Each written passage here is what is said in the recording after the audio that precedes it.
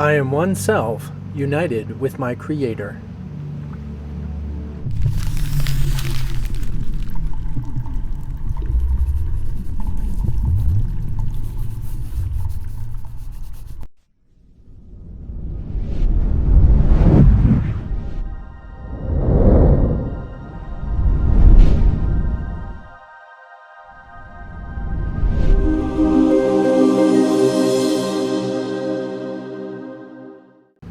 This is an interesting one because it is very profound to even have such of an idea as we have discussed it before, but to really bring it to the surface and quite literally as obvious of a statement as this.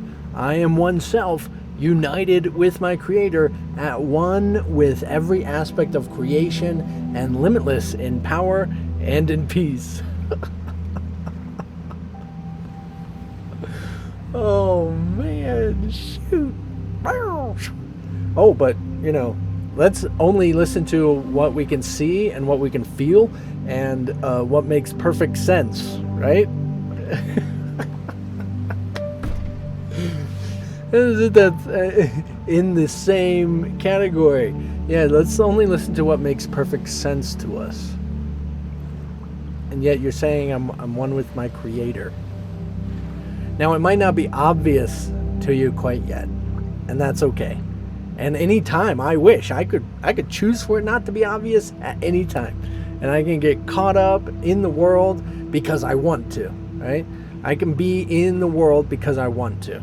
And I can be all distracted in so many different ways and everything because I want to. Now, we don't always realize that it's because we want to.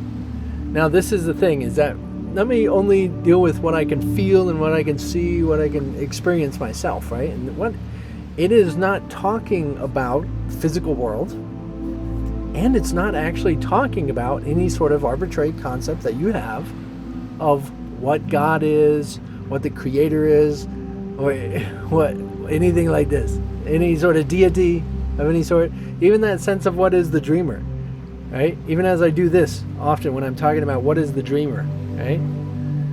The dreamer's the experience in you. Like, there is nothing else. And so this is actually talking about, like, what's the feeling of the life you have? The feeling that you feel alive.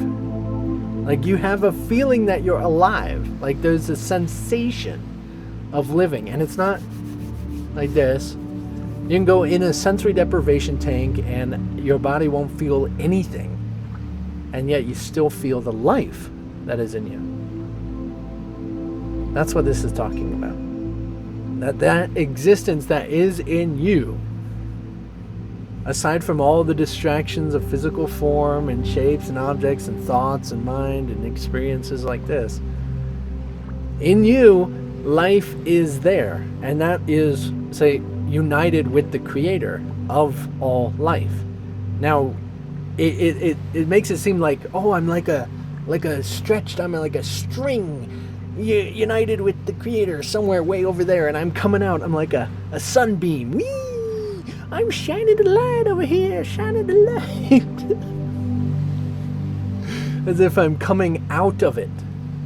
But no, and this is a common misunderstanding, and it's obvious, easy to misunderstand, easy. And the steps to understanding it. So you take it as far as you can understand it, that's where it's important, okay? So don't worry about making perfect sense out of what I'm saying, but the sense of that sensation, that life, is quite literally the center of existence. It is literally the Creator of all existence. Yeah. I know. It's like, wait, what? We're just going to deal with what makes sense. Yeah, it makes perfect sense.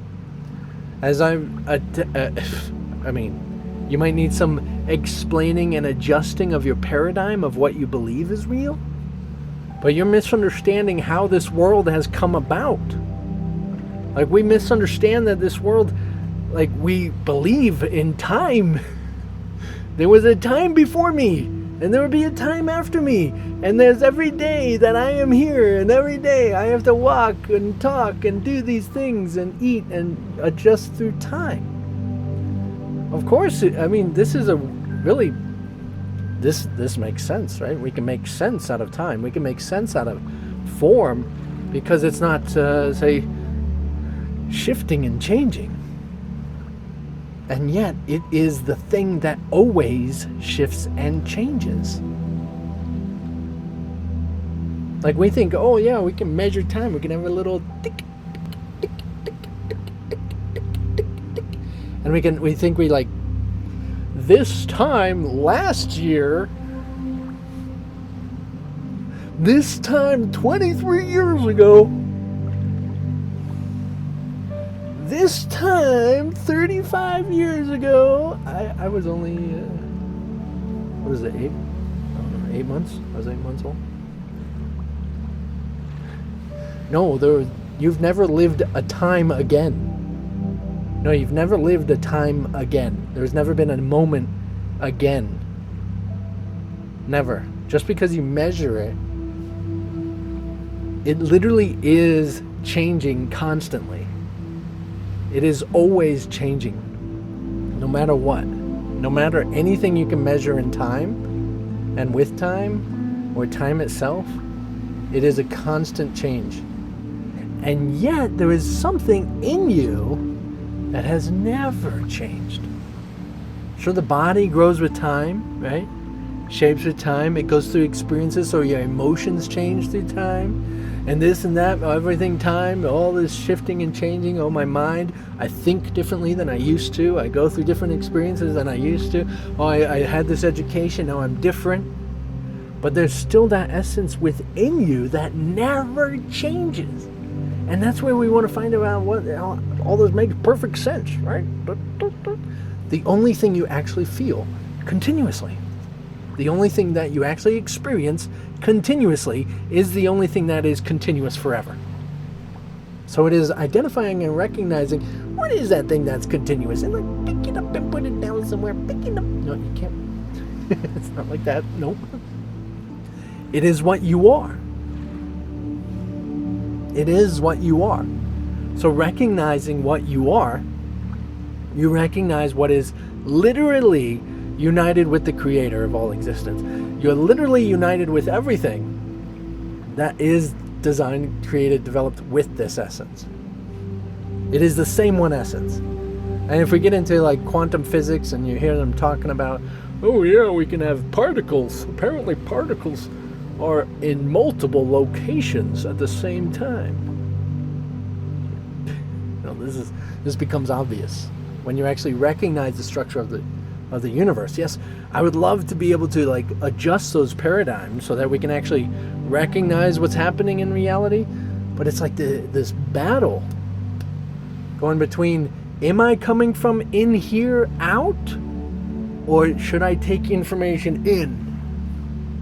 It's like information comes in through the third dimensional two-eyed perspective, but it comes out in creation. It's like this is happening continuously all the time, everywhere, forever. It's all the time happening. And you are present all throughout it, every single time. You have always been and have always been present. Now, of course, yes, until you actually are taking the time and practicing, trying to discover what this is. We've gone through this in a couple lessons already, where you've gone down in, trying to reach God, right? Letting all your thoughts go, going empty-handed to what God is. It's like, of course, if you have some really crazy idea of what God is, you're not going to find it. You know who you are. You know what you feel. You know your existence.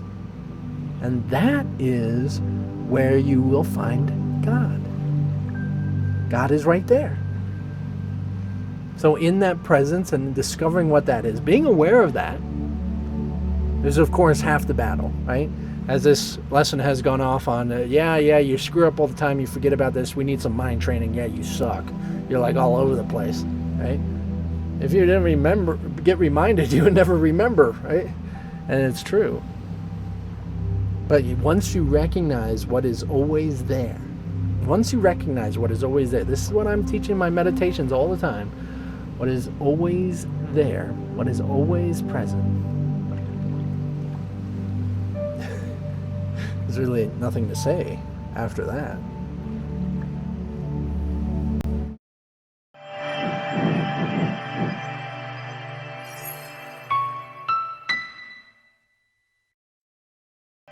Even though what you think of as your purpose continuously changes and your function, and even like the purpose of A Course in Miracles, what's the point? Remember this and all that.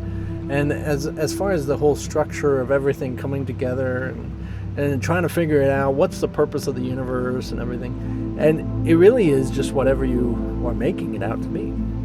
Because you're making it. You're creating it. So it's more so, what do you want it to be? Do you want it to be chaotic and no decision? Or do you want to make a decision? You'll find that the decisions that you make are more united with your Creator's will than you think you are. It's interesting.